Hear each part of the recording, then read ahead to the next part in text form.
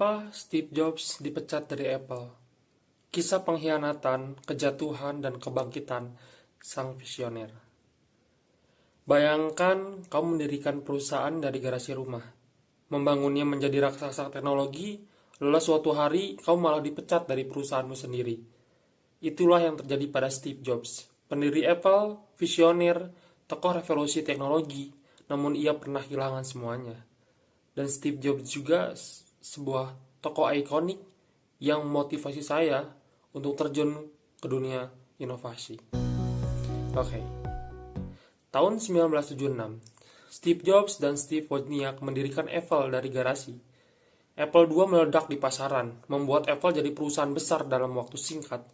Namun, Jobs masih sangat muda, baru berusia 21 tahun, ketika Apple berdiri.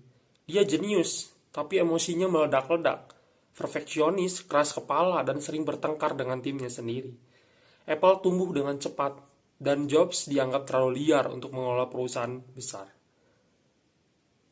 Masuknya John Sculley, orang yang dianggap penyelamat.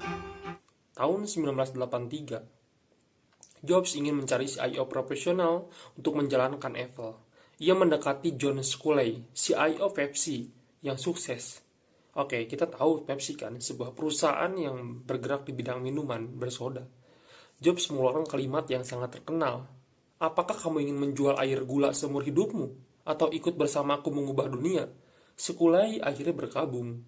Awalnya semua berjalan baik, tapi itulah awal. Konflik besar, Macintosh vs Lisa. Jobs memimpin proyek Macintosh. Dia menuntut kesempurnaan, bekerja tanpa henti, dan menekan tim hingga burnout. Banyak karyawan menyebut gaya kepemimpinannya abusif. Harga Macintosh terlalu mahal dan penjualannya buruk. Sementara itu, Sculley sebagai CIO dituntut oleh dewan untuk memperbaiki kondisi keuangan. Pertikaian akhirnya muncul. Jobs ingin mendorong inovasi radikal. Sculley ingin fokus pada stabilitas dan profit.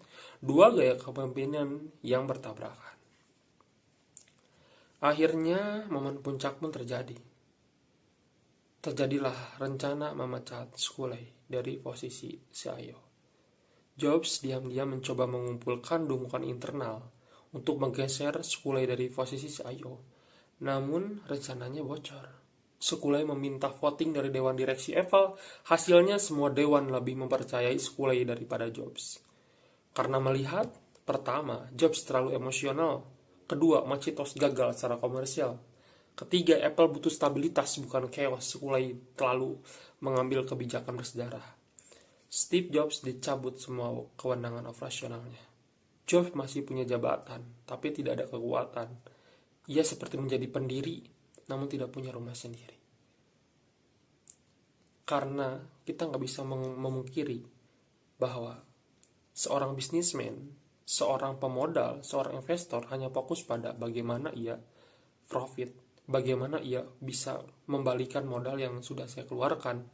Bukannya inovasi besar yang terlihat keren seperti itu. Akhirnya, ya seperti kita lihat dan kita bayangkan, perusahaan yang kita besarkan, perusahaan yang kita dirikan harus hancur, dan bahkan kita dikeluarkan dari rumah kita sendiri. Apa yang terjadi? Jobs sangat terpukau. Terpukul. Dalam wawancara bertahun-tahun kemudian ia berkata, saat itu saya merasa dipermalukan secara publik dan saya berpikir untuk meninggalkan Silicon Valley. Ia resign dari Apple pada 1985, namun itu bukan akhir, justru itu awal dari semuanya. Normalnya orang, ketika dia galau, ketika dia kacau, bahkan dikeluarkan dari rumah sendiri, kebanyakan orang akan protes, akan marah-marah, tapi tidak dengan Steve Jobs, seorang jenius dan visioner yang bisa melihat ke depan, bahkan ketika orang belum bisa melihat itu.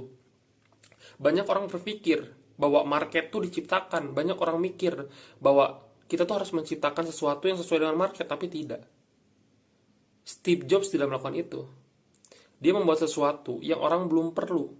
Itulah kelebihan Jobs dibanding orang lain. Setelah keluar dari Apple, Jobs mendirikan sebuah perusahaan komputer baru bernama NeXT. Secara bisnis, NeXT sebenarnya gagal. Penjualan juga buruk, tapi teknologinya luar biasa canggih.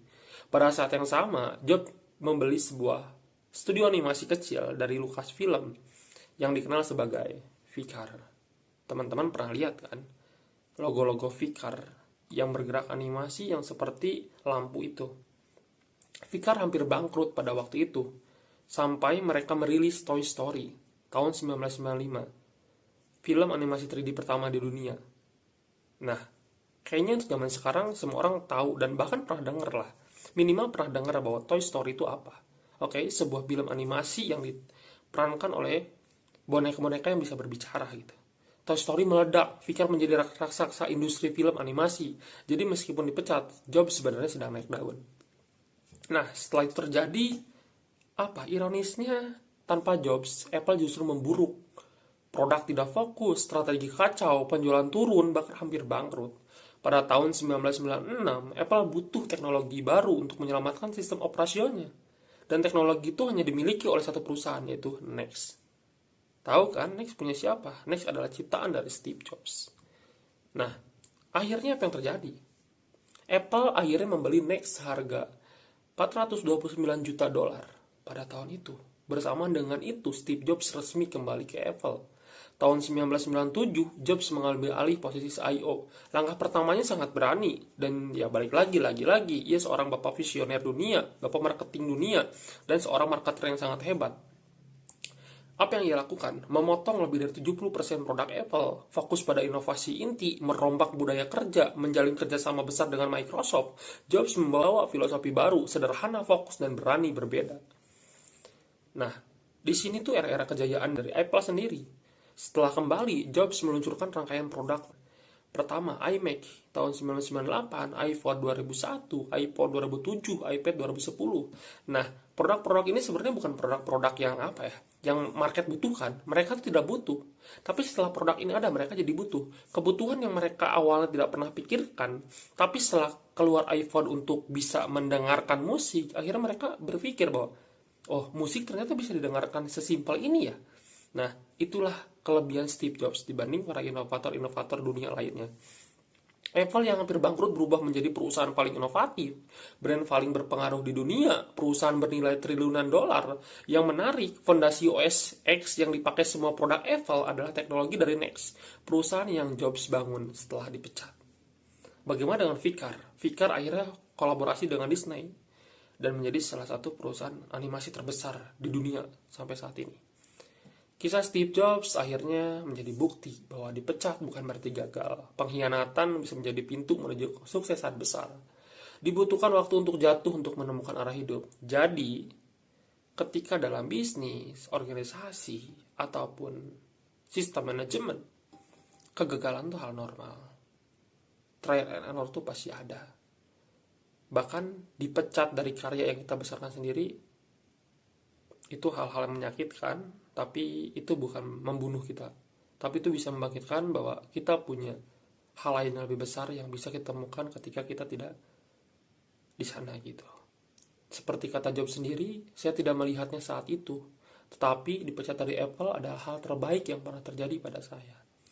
Dari dipecat, ditertawakan, bangkrut, hingga kembali menjadi sang legenda, itulah kisah luar biasa dari bapak inovator dunia Steve Jobs, pendiri Apple, yang sangat perfeksionis, namun juga menciptakan karya yang melegenda sampai saat ini.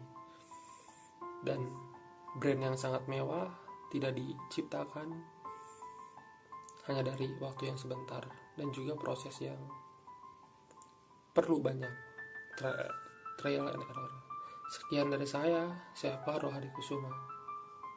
Terima kasih.